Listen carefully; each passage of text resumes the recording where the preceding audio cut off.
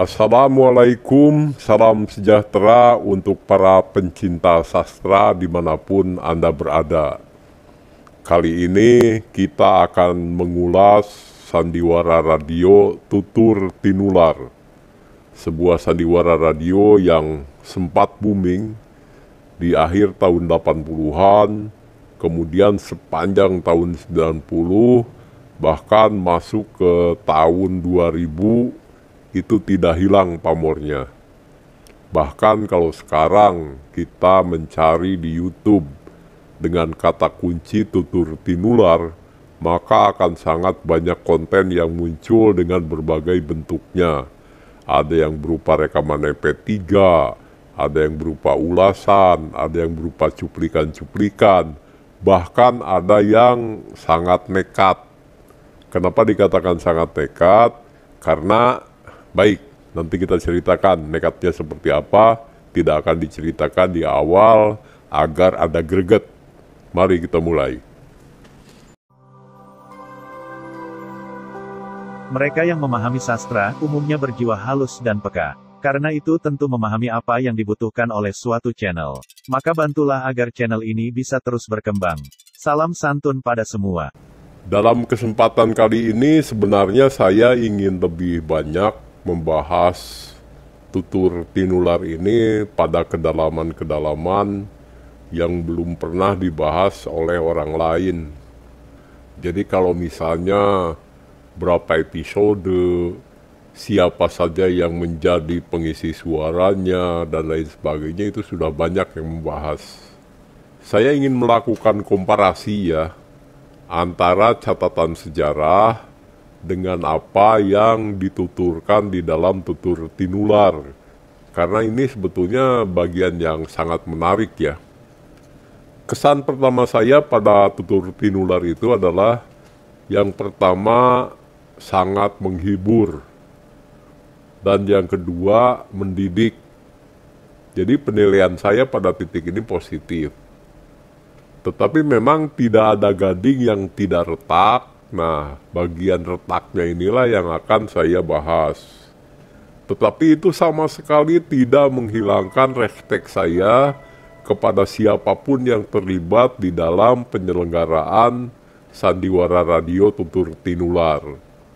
Jadi apa yang saya bahas tentang keretakan-keretakan ini, itu semata-mata hanya sebuah review logis yang umum dilakukan oleh orang lain pula, yaitu kritik terhadap sebuah karya sastra.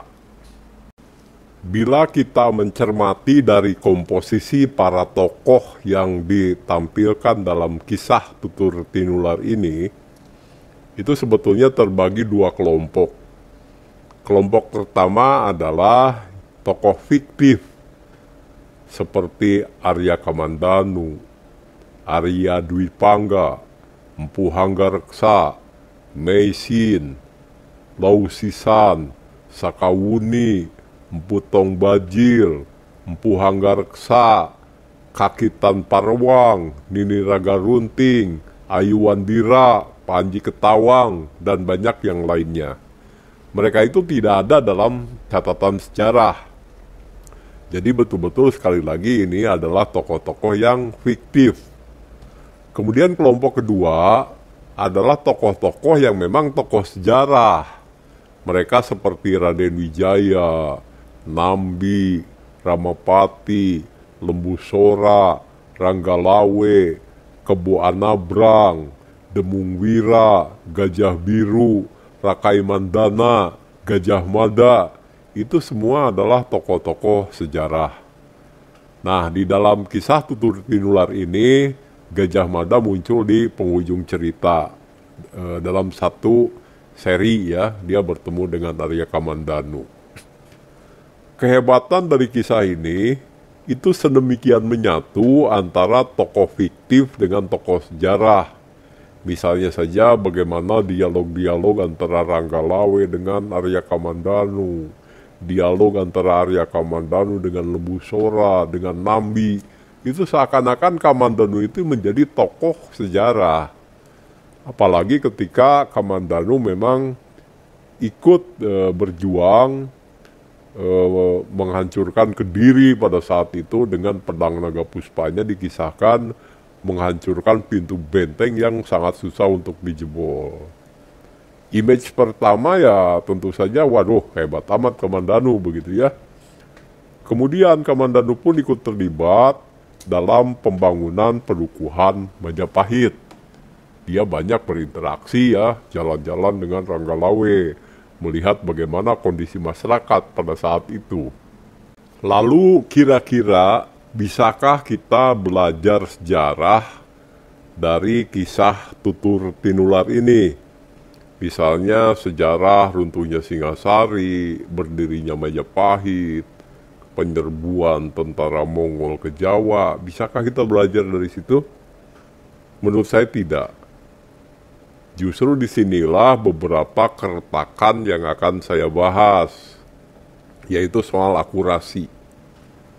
Catatan pertama saya, di antara sedemikian banyak catatan, adalah tentang tokoh Ranggalawe. Catatan sejarah menyebutkan tokoh Ranggalawe ini muncul justru ketika Raden Wijaya telah membangun pedukuhan Majapahit. Jadi pada saat itu Raden Wijaya baru saja mendapat pengampunan dari Jayakatwang atas saran dari Arya Wiraraja. Ketika memulai pembangunan pedukuhan Majapahit itulah tokoh Ranggalawe baru muncul. Sementara di dalam Tutur Tinular dikisahkan bahwa Ranggalawe ini sudah mulai eksis sejak zaman Kerajaan Singasari sebagai seorang panglima perang. Jadi memang sangat jauh ya. Mestinya dalam hal ini akurasinya kita ikut catatan sejarah. Tokoh yang kedua akan kita bahas yaitu Kebo Anabrang atau Mahisa Anabrang. Konon ini bukan nama yang sebenarnya, tetapi sebutan untuk mengakui kehandalannya. Jadi Kebo Anabrang itu artinya adalah kebo yang menyeberang. Ada yang mengidentifikasi bahwa nama yang sebenarnya adalah Kebo Arema, yang memang eksis di zaman Singhasari. Jadi runtutan peristiwanya itu dalam catatan sejarah seperti ini. Raja Kertanegara memerintahkan untuk melakukan ekspedisi Pamalayu. Maka berangkatlah Kebo Anabrang membawa pasukan ke Suwarnabumi. Setelah ditinggalkan oleh pasukan Kebo Anabrang, si kerajaan Singasari ini menjadi lemah dari sisi militer. Hal itulah yang dimanfaatkan oleh Jayakatwang atas masukan Arya Wiraraja untuk melakukan pemberontakan. Pemberontakan ini berhasil, Singasari berhasil ditaklukkan, dan Raja Kartanagara terbunuh. Akibat dari hancurnya Singasari ini, Raden Wijaya menjadi seorang pelarian. Kemudian ia dibantu oleh Arya Wiraraja untuk mendapat pengampunan dari Jayakatwang. Ia diberi tanah tarik, dan di tanah tarik itulah ia membangun pedukuhan Majapahit. Setelah cukup kuat dan ada bantuan dari tentara Tartar atau tentara Mongol, Raden Wijaya menyerang ke Kediri. Kemudian Kediri dihancurkan, hingga Jayakatwang beserta Ardaraja terbunuh, hingga akhirnya Raden Wijaya ditahbiskan sebagai Raja Majapahit yang pertama. Nah, mulai dari penyerbuan Kediri ke Singasari, kemudian Raden Wijaya menjadi pelarian, kemudian mendapat pengampunan, kemudian mendirikan pedukuhan Majapahit, hingga akhirnya bisa menyerbu Kediri dan Raden Wijaya menjadi raja pertama di Majapahit. Kebo Anabrang itu di Sumatera, dia tidak terlibat di dalam seluruh kegiatan Raden Wijaya itu. Ia baru datang itu justru setelah Raden Wijaya menjadi raja. Nah, pada saat itulah dia mendapat tugasnya yang pertama, yaitu mengurus pemberontakan Ranggalawe. Tetapi bagaimana diceritakan di dalam Tutur Tinular, di dalam tutur tinular ini justru Kebo Anabrang itu dikisahkan terlibat di dalam berbagai kegiatan Raden Wijaya. Ia terlibat dalam pembangunan Dukuh Majapahit. Ia terlibat di dalam membantu pasukan Tartar dan sebagainya yang berujung kepada penobatan Raden Wijaya menjadi raja. Jadi dari sini sudah ada dua yang tidak akurat. Yang pertama adalah tentang Ranggalawe dan yang kedua adalah tentang Kebo Anabrang. Sekarang kita beralih kepada tokoh-tokoh Dharmaputra atau Pengalasan Winesuka. Pengalasan Winesuka ini dibentuk oleh Raden Wijaya, terdiri dari 7 orang, yaitu Rawedeng, Rayuyu, Rabanyak, Rapangsa, Ratanca, Rasemi, dan Rakuti. Itu sejak zaman Raden Wijaya sudah ada 7 orang seperti itu. Tetapi dalam tutur tinular itu dikisahkan hanya 4 dan belum membentuk nama Dharmaputra. Mereka adalah Rawedeng, Rayuyu, Rabanyak, dan Rapangsa. Semuanya disebutkan di tutur tinular sebagai anak asuh Sang Ramapati. Padahal catatan sejarah itu tidak pernah menyebutkan kedekatan antara para tokoh Dharmaputra tadi dengan Ramapati. Maka di sini kembali tidak akurat ya. Selain soal akurasi, ini juga menyangkut soal konsistensi. Jadi ada beberapa hal yang tidak konsisten. Mungkin karena dikejar jam tayang atau karena saking panjangnya episode ya, sampai 24 episode. Itu ada yang tidak konsisten seperti misalnya ketika Sakawuni memanggil atau menyebut Ranggalawe. Di awal-awal dia menyebut paman, tapi setelah itu dia menyebut kakang. Ya kalau ini sih mungkin masih bisa dimaklumi ya. Tetapi ada yang agak lebih parah, yaitu sebutan mereka terhadap Kebo Anabrang. Jadi awal-awalnya konsisten itu menyebut kakang Kebo Anabrang. Padahal mungkin kalau di usia ya, karena Kebo Anabrang ini seangkatan dengan Lembusora, harusnya menyebutnya paman. Tetapi anggap saja menyebut kakang itu pantas lah. Tetapi nanti ketika Kebo Anabrang sedang melakukan pertempuran melawan pasukannya Ranggalawe di Sungai Tambak Beras, Kebo Anabrang ini disebut Adi oleh Kamandanu maupun Sakawuni. Adi Kebo Anabrang. Jadi sangat muda pada saat itu Kebo Anabrang. Padahal dia itu sudah eksis sejak zaman Singasari. Sekali lagi usianya itu kira-kira setara dengan Lembusora. Jadi demikian ya. Ada hal-hal yang tidak akurat, kemudian ada hal-hal yang inkonsisten. Tetapi apapun itu, saya tetap memberikan respek, memberikan empati, memberikan kekaguman terhadap tutur tinular yang sampai hari ini masih menghibur saya. Jadi saya ini termasuk yang setia mendengarkan tutur tinular sejak dari pertama kali dilaunching pada 1 Januari 89. Tidak pernah putus satu hari pun saya mendengarkan. Tadi saya menyebutkan bahwa tutur tinular itu tetap menghibur saya sampai hari ini tahun 2022. Padahal sandiwara itu dimulai dari tahun 89.